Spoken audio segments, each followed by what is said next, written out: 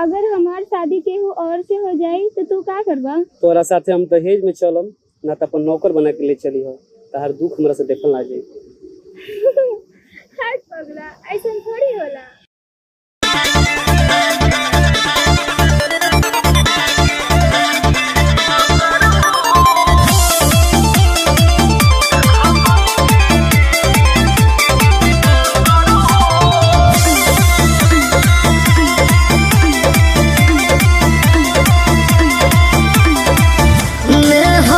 छपाए लागल हाथ में से नूरो भी पड़े अब माथ में।